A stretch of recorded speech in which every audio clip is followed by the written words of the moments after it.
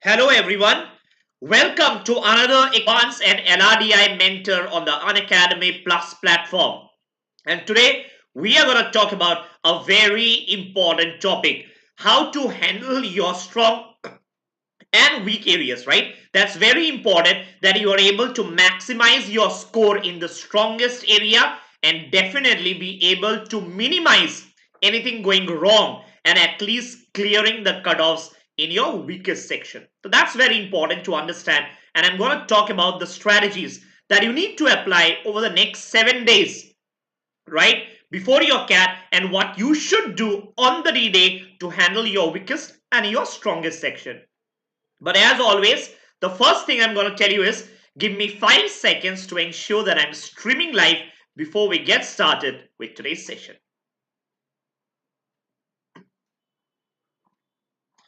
Okay, I think we are streaming live and we are good to start. An important notification at the start of the session is a general knowledge test series, right, is scheduled to start on Unacademy from the 23rd of November. Every month on, we have a lot of other exams coming up, and a lot of these exams, GK is a part of a section, right? And you need to clear the cutoffs in GK as well. So make sure that you enroll live, okay? You enroll, join live, and make sure that you do not regret later that you clear the cutoff in other sections, but you fell back and could not clear the cutoff in GK. That should not happen, right? So make sure that you do enroll live. Let's get started. Okay. Your strong and weak areas is what we need to talk about for the next 15 minutes. Okay. Now, first and the foremost thing is, at this stage, my assumption here is I would make a very rational assumption that you have already identified. The identification part is already over. Okay. With just 7 days left for your CAT, you know that this is your weak area and this is your strong area. So that is something you are already clear about. Okay. So I'm not going to talk about the identification part. But what I'm going to talk about is stage 2, post the identification, how you need to handle the next 7 days. Okay. Now first, let's talk about pre-exam period and the post-exam period. Okay. Pre-exam, and I will say rather during exam. During exam. Okay. Now pre-exam period. Okay. We are just 7 days away from the CAT at this point of time. Here it is very, very important that you do not emphasize, do not emphasize in this last 7 days only on your weak areas. Only on your weak areas. Do not emphasize only on weak areas. It should not be that, okay, last few days, I know what, I am bad in quants, so I'm going to practice only quants in the last 7 days. Trust me, that will be a disaster. Before any exam or before any cricket match, let's try to relate with cricket, because India is a country which is crazy about cricket, right? When you go into the field, you need to be confident about the day. You need to be actually confident. And definitely, the confidence cannot come if you are working only on your weak areas in this last 7 days. The confidence can only arise if you, in this last 7 days, put equal emphasis, or rather I would say more emphasis on your strong areas. Because in your strong areas is where you actually have a chance of getting a 98, a 99, 99 percentile, or for that matter, a 100 percentile, right? So do not emphasize only on weak areas in this last few days. Very, very, very important. You definitely want to walk into the exam hall with a lot of confidence, and that it can only happen if you focus and prepare in your strong areas as well in this last few days. Next, let's talk about section wise. Let's talk about section wise. How do you need to handle it? Okay. Let's say section 1 is verbal, and let's say some of you are weak in verbal. Now, at this point of time, if you are weak in verbal, a lot of students who are weak in verbal often struggle on what, accuracy. You struggle on the accuracy aspect, right? So if you sit down, probably take 2-3 hours, sit down one fine day, it's a Sunday morning, right? Sit down today afternoon, check which are the type of questions that you are actually going wrong and where is your accuracy actually very low.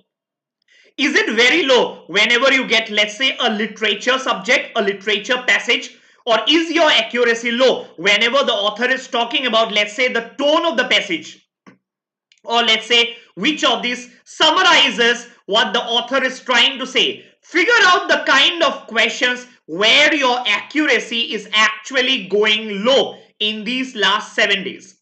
Let's say every time the author asks about the tone of the passage, okay, you are getting it wrong. You are getting it wrong. Now these last few days, go back, watch a few YouTube videos, go back to your basic books and try to find out, read more about the tone, read more about the tone, okay? Now you should think whether this is doable or not. If you have never read about how to identify the tone of the passage, focus on these last few days, okay, how I need to identify the tone. But let's say you have already worked on it, you actually have read about how to identify the tone, but still you are not getting it correct. You know what? On your exam day, this is probably one type of question or one type of area where you should actually let it go. You should not rather attempt. You should not rather attempt. Similarly, there are other questions like in verbal, like parajumbos. You know what? Your accuracy in parajumbos has been very poor. You have tried hard. Last 4 months, you have actually worked on your parajumbos, but nevertheless, you don't see parajumbos actually getting a good score, right? So what do? Because parajumbos is a theta question, okay? Most parajumbos are theta questions. You definitely want to attempt it. But you know what? You do not want to spend sufficient time or rather too much time on your exam answering parajumble questions, because you know what? The output is something you are not very confident about. You might try really hard, but you know what? You always see that your accuracy is low in parajumbos. So if that is the case, do not spend too much time on parajumbos on your CAT, right? What do? Rather, whatever time you intend to spend on parajumbos, save some part of it and put that time, right, whatever you have said, in an extra comprehension passage, because you know that your accuracy is higher in comprehension. Do you get the point? This is how you should take every section. Now for others, let's say for people who are very good in verbal, you are actually strong in verbal, okay, strong in verbal. You know what? No matter whether the question paper is difficult or easy, this is one section where you are relying to actually clear your overall cutoffs and end up with a very high percentile. Even if the paper is difficult, you need to be answering more questions in verbal. Why? Because this is your strongest area. So definitely, just because your paper is tough, do not reduce the number of attempts. Why? Because this is your strongest area and you know that you need to compensate DILR and Quants with a high score in verbal. So make sure that your number of attempts do not come down. While for someone who is weak in verbal, rather than on the number of attempts, you should focus on accuracy and the type of questions where you actually get correct, and make sure that in the last few days and even on the exam day, your time, the time limit, your emphasis should be on solving questions where the accuracy is high. Similarly, let's talk about the next part, the next section. The next section that I'm going to talk about here is Quants, and then I'll come to LRDI, okay? Okay, the next section is your Quants. Now Quants, first for people who are weak in Quants. Okay? Now if you are weak in Quants, I would definitely suggest do not leave any topic. It would be a disaster if you are leaving a topic, and that too because you are weak in Quants. You cannot be leaving out number system just because you don't like Quants and you feel that number system is less important. They have not asked too many questions during the last 2 to 3 years. You know what? You should rather be focusing on the type 1 or level of difficulty 1 questions and also basic formulas. Why do I say so? Because you know what? You might have prepared time, speed and distance really well, but you are not very confident in Quants. Even if you have prepared time, speed, distance well, if the question is twisted, it is of higher difficulty level, you might not actually be able to attempt that question, right? You actually might not be able to attempt that question. Hence, it is imperative that whenever there is an easy question, no matter from whichever chapter, you are able to answer. That means you need to strongly put more emphasis on areas like coordinate geometry, right? Trigonometry, a bit of stats, right? And such areas, mensuration, coordinate geometry, trigonometry, statistics, graphs. Why do I say so? Because the number of concepts in the chapter is not too many. Okay, so if you get a question, lot of times you get a question on median, you get a question on harmonic progression. Now these will be less tested areas and people generally do not try it, right? They have not practiced too many sums. Now if you get a question from one of these areas, the good part is the chances are high that it will be an easy question. And because it will be an easy question, it will probably be a formula based question. And because it will be a formula based question, if you have just glanced at the formulas once before going to the exam hall, there is a very high chance that you might actually end up solving such a caselet. So for people who are actually weak in quants, please spend the last few days focusing on less important areas also, like coordinate geometry, trigonometry, simple interest, compound interest, and level of 1 difficulty sums, because you know that your strategy is not to solve tough questions, but from whichever area you are getting an easy question, you need to solve that, right? Topics like geometry, if you're weak in quants, you know, even if you have practiced 100 sum, there might be 101 sum on your exam day which you have never practiced before and you are not able to solve it. So it's a high risk affair. So focus more on less important topics as well, because you need these topics to help you clear your cutoff. And generally questions that come from less important areas are easier than compared to, let's say, a geometry or let's say arithmetic or algebra, where questions can actually be twisted. This is for people who are weak in quants. Now the other category of students could be students who are actually good in quants, okay? Now if you are actually good in quants, you need to ensure that you maximize your score. Probably a 99.5 percentile is what you are looking at in these last few days, right? So please make sure that if you get time, if you are confident about whatever you have done, please practice a few more questions from the mocks. Okay? Yes? Okay? Please practice a few more questions from the mocks. So when I say practice, what do I only mean is, do not write a mock. I don't want you to write a mock in this last 7 days. Rather, open any mock which you have missed in the last few days, or rather open a new mock. Take up the questions, because the questions in a good mock are actually of very high quality and you can start practicing from there. Remember, if a person ends up with a 99 percentile or 99 plus percentile, which you also aspire to be, you generally would want to attempt out of, let's say, 24-25 questions, you would want to attempt around 20 questions. You definitely want to attempt around 19 to 20 questions and get them correct. Assumption is the difficulty level is the same like the previous 2 years. So that you end up with a 99.9 plus percentile. Okay. The next is LRDI. One section which a lot of aspirants actually dread, fear, right? And gives you nightmares. Now, whether you are weak or whether you are strong, okay, that's probably not the point at this stage. Right? What is important at this stage is that you actually spend the last few days, okay, in working on traditional LRDI sets. The last 7 days, remember, we are just 1 week away from the CAT today. So traditional LR and DI sets, here should be your focus. This is the area where you should focus on. Remember, in every exam, except for probably 1 or 2 years, in the last 20 to 25 years, almost every year, there are questions from traditional DI sets. When I say traditional DI sets, can I take some examples? It could be a pie chart. It could be a bar diagram. It could be a Venn diagram. Something which is easy and something which you have either done in your mocks or in your classes before. put a lot of focus on these traditional DI and LR sets in this last few days.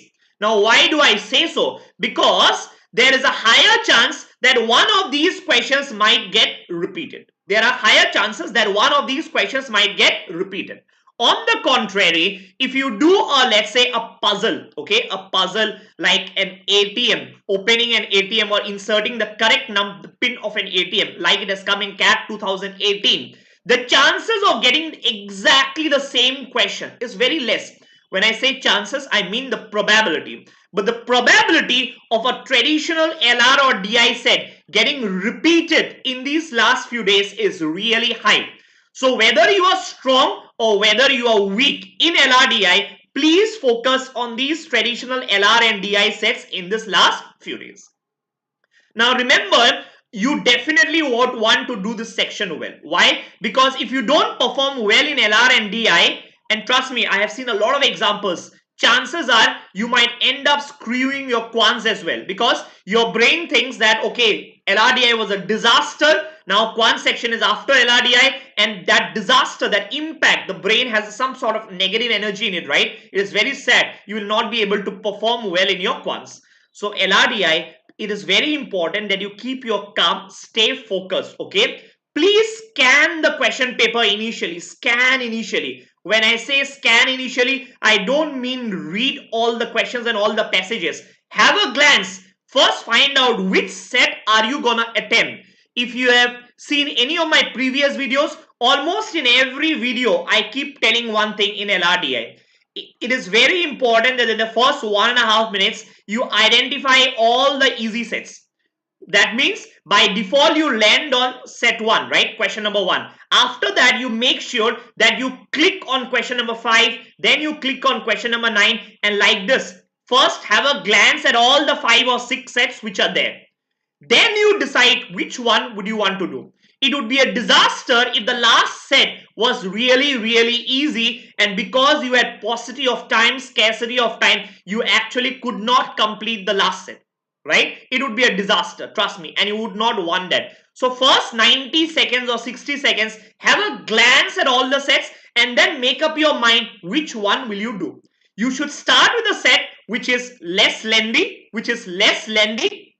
okay, and you should start with an area which you are actually comfortable with, because let's say you have never got games and tournaments correct. You should not be starting with the games and tournament sets initially during your CAT. So very important, how lengthy is the set will decide, and whether you are familiar or not familiar, right? The familiarity would decide whether you would be attempting that particular set or you would be leaving out that set altogether. I hope you get the point. Now remember, if LRDI is your strongest, if there are 5 or 6 sets, you definitely want to attempt. Out of the 6, around 4 sets should be your target. Never target all the sets, even if you are a master in LR and DI, because trust me, 40 minutes will not be enough to do all the sets. And if your mind is focused on solving all the sets, you might make some silly mistakes.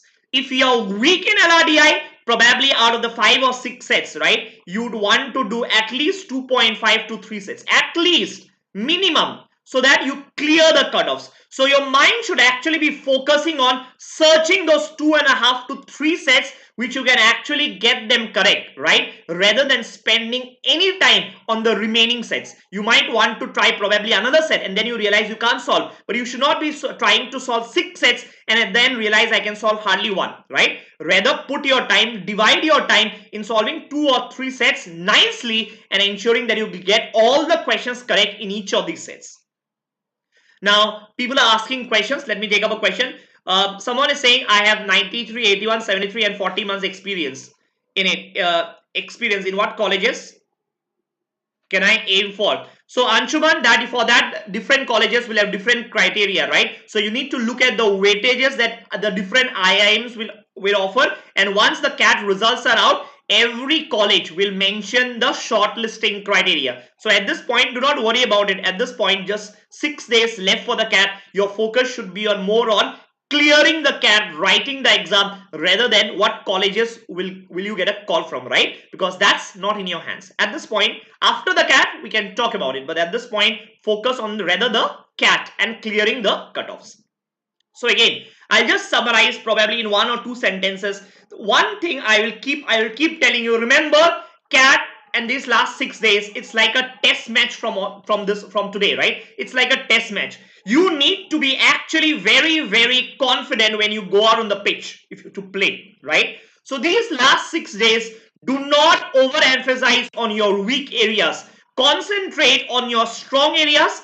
Doesn't mean that you leave out the weak areas. Please study the weak areas, but put more hours on your stronger areas, so that when you actually go to play the match the next Sunday, right, you are confident that you are going to perform well. That is very important.